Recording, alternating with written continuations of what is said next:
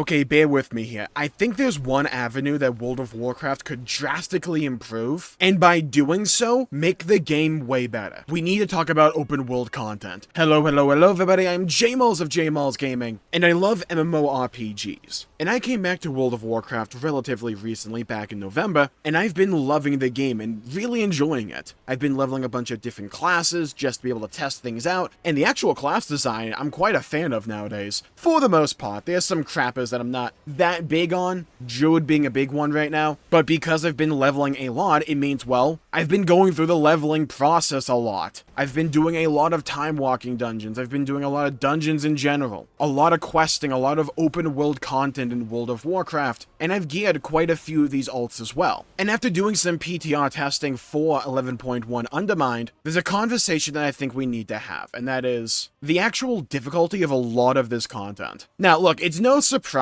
that leveling content in World of Warcraft is easy. I'm not saying this is like some new phenomenon. It's been a thing for years and years and years at this point, because the general idea is that the developers want to get the vast majority of players through that content and not just like come across a wall that because of their own lack of skill or whatever reason they're unable to overcome. I think this is an idea and a philosophy that has acted as a detriment to the state of the game and its overall health. Not everything needs to be as challenging as High Mythic Plus, a high-end rating, or anything like that, right? But I do think the difficulty requirement that a lot of this game actually calls for is way too low. At the end of the day, World of Warcraft is an MMORPG. The goal should be to play with other people, but I also agree with the notion that, especially in the idea of the modern MMORPG, having a robust single-player experience is also important, which is why, in my opinion, stuff like the difficulty and the required engagement level out of things like leveling content or leveling dungeons or time-walking dungeons, or just the overworld combat and content offering in the game should be way better than it is right now, because you can roll through a lot of it, and because the difficulty is so low, it compromises a lot of the good ideas that Blizzard are trying to implement with a lot of this content. Bellula made a video relatively recently talking about how players perceive slop content, and the funny thing is like, I really like the Siren Isle. They do a lot of cool things in that region. Piecing together various tidbits of lore. I like having the two versions of the zone, and being able to go to a harder version with the Storm version. Acquiring different kinds of weapons that you can utilize on the Siren Isle, and then getting a freaking mech suit. It's a really cool idea. However, the actual difficulty of the zone is so easy that because of that, it doesn't let a lot of these ideas and design principles really shine the way they should. I recently capped my hunter and I went into Siren Isle to get a bunch of like starter gear because I may want to play it in 11.1. My item level on that hunter, marksman by the way, was like level 511 and I was not struggling on the Siren Isle. Let alone when I actually started to get some gear on the guy, and it's not even like that good gear, it's the catch-up gear from the Siren Isle that you accrue with flame-blessed iron. But I think WoW has a couple of issues that lead to how the open world and the leveling feels so easy and lifeless in a certain way. I think one of the big problems facing WoW right now that not a lot of people talk about is the power disparity between a freshly capped character and someone who's actually geared. And this exists even before 11.1 with Undermine. There's such a power disparity between someone who freshly caps a character and gets to level 80, and then someone who has a bunch of high-end gear. And like, yeah, you would want your power to increase a lot through the process of gear acquisition. That just makes sense. It's an RPG. That's what you would want. My problem is I think the delta there is too big. And because the delta is so large, they tune a lot of the open world content for those who are freshly capped. So when you get a bunch of that gear, you especially roll over everything in the game that is not instanced. And no amount of really good design or effort or actual love and creativity can salvage content that just does not require any actual engagement and investment by the player. And I don't think the goal should be to have a lesser experience the more you play the game. Now, obviously, I'm not saying that content in the overworld or anything like that should be tuned if you're mythic geared, right? Nor do I believe that the content in the overworld should be scaled to your item level. I don't believe that's healthy either. You want to feel that power increase. It's just that I think the delta there between a freshly capped character and an endgame geared character is just too much. and it leads to this issue happening quickly. You want to have that feeling and that experience just to a lesser degree. I think it's a bit of a problem that if you're not paying attention to certain mobs, you may not even realize that they're elites. But this isn't just a problem that is defined by that one principle by itself. I think it works in tandem with the other idea that Blizzard has, to where they deliberately want a lot of this content to be rather easy, because they want people to be able to clear it. And like, let's be really frank here, it's World of Warcraft. If you've played the game for any stretch of time, you know there are some bad players in this game. There's nothing inherently wrong with having low skill for whatever reason. But what I'm saying is that I don't think the game should be necessarily designed to not elicit a challenge from the player. Open world content shouldn't be necessarily oppressive, but it should also require rubbing more than at least 2 brain cells together for warmth to be able to like slam your hand on your keyboard so that everything in a mile-wide radius of you dies. If more mobs in the overworld actually had mechanics you had to pay attention to, not even necessarily things you had to interrupt, just like more things that were impactful and that you had to pay attention to. The visual clarity in World of Warcraft has always been something that's rather suspect, but it's being improved drastically with the new patch 11.1. The whole get out of the fire thing has been a meme since time immemorial for World of Warcraft, but like that should be a basic mechanic that people are able to understand and recognize that you don't want to burn yourself alive, or you shouldn't be standing in a bunch of giant AoE markers, right? The game should assume that you at least have a functioning brain. And I think that if content like, say, the Siren Isle was more difficult to some degree, especially in the Storm phase, it would make those rewards that you acquire over the course of grinding Siren Isle feel more impactful. Getting that mech suit was a really cool feeling in my opinion. But when I'm running a mental calculation that, is it faster to be in the mech suit or just faster for me to be out of it? I shouldn't have to have that calculation. Getting the mech suit or picking any of those weapons in the Siren Isle should make me feel like I'm the freaking Terminator. Oh yeah, this world wanted to beat me down, well now I'm coming and hell's coming with me. That's the cool feeling that I think content like the Siren Isle should be able to invoke in the player, and should be able to invoke way more than it currently does. But because they tune everything so that even the lowest common denominator is able to clear this content, it makes it largely uninteresting for everyone else. To me, it's a similar problem to when content is designed for the absolute highest 0.1%. To where if you're hyper-focusing development and tuning surrounding what that highest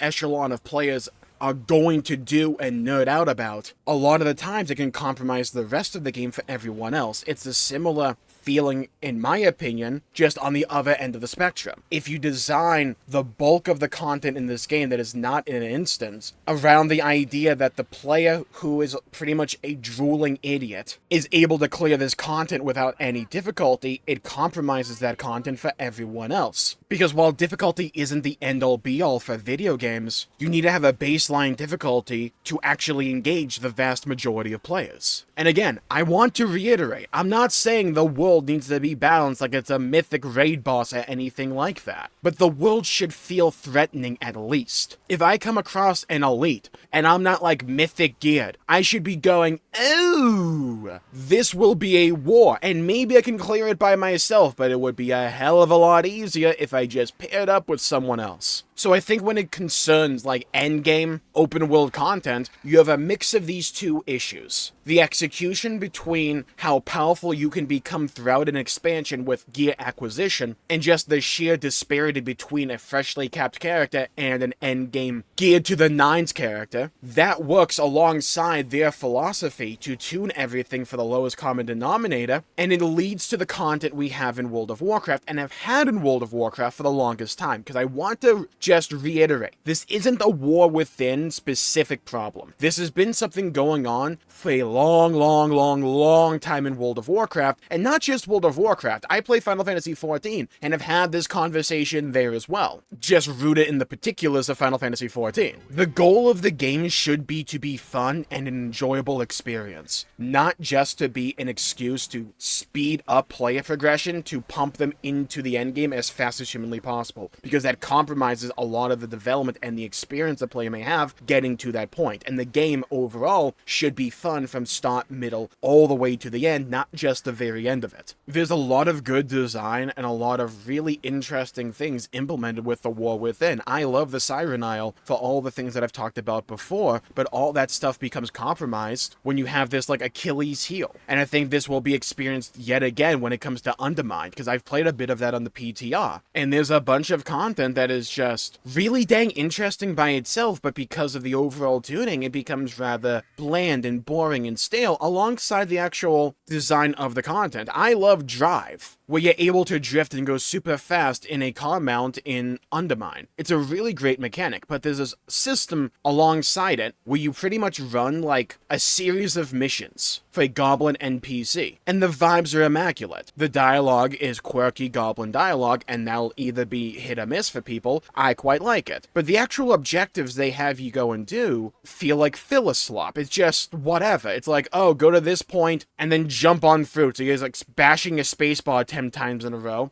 Okay, now cool, go to this other point on the map and fight 10 mobs. It's overworld mobs, right? And like, yeah, you can gear up to mythic gear on the PTR, but even then, it's not that big of a deal. And it's like, oh, pick up this package, drive to this other point, now go on to your next mission. And it's just the overall objectives they have you to do, while they are simple in principle. I can't imagine doing these series of missions more than like twice, if not even once, and being like, I really want to do this again. Because of the lack of engaging content surrounding that system, it makes it feel like a boring slog quickly, thus removing a lot of its staying power. Think of another piece of content introduced with the War Within, Awakening the Machine. When I first came back to World of Warcraft with the War Within, I did Awakening the Machine. I'm like, oh, cool. We got like a round-based mode here. This could go places. And it just doesn't, because everything is so mind-bogglingly easy that it just becomes a chore. And then something that I just forgot about for the longest time. I don't even interface with it anymore. It's just dead content for me. This is a design philosophy that poisons a lot of potentially cool ideas in World of Warcraft because they don't tune it or design the content